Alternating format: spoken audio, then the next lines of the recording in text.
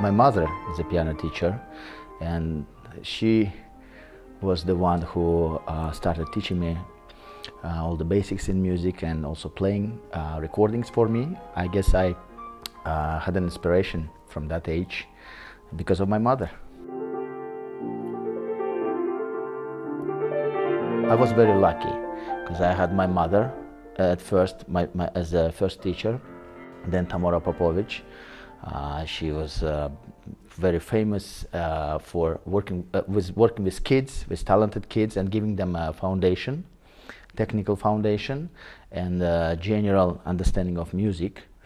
And after that, at the age of 16, I moved to Kansas City, to the United States, to study with another compatriot of mine, Stanislav Yudenich, who comes also from Tashkent.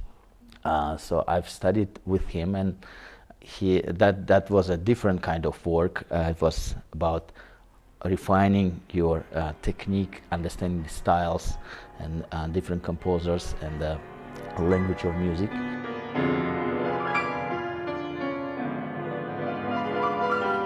Being on stage, I feel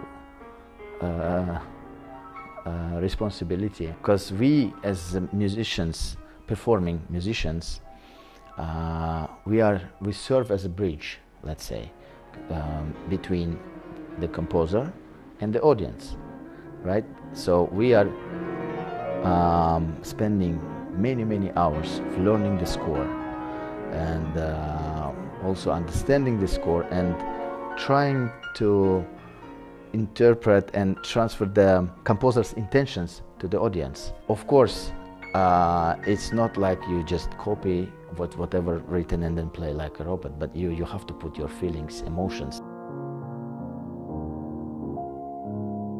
Any audience member who comes to the concert, even if they are not familiar with classical music, if they feel something, if I could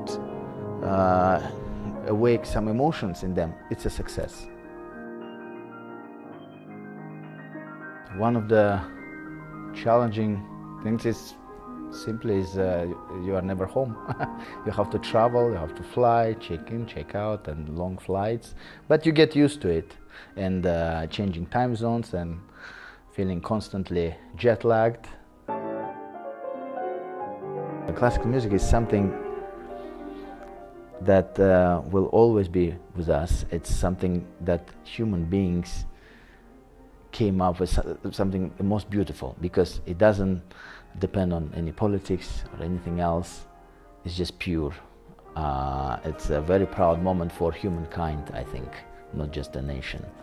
So I always loved music from my experience as a child. Yes, there were some moments where I didn't want to practice, to be honest, sure. But I always loved music. I always strived to be a professional musician, play around the world in all these great concert halls. I was dreaming, let's say, about playing at the Paris Philharmonic, Sydney Opera House, Carnegie Hall in New York City, or Hollywood Bowl in Los Angeles. So it all came true.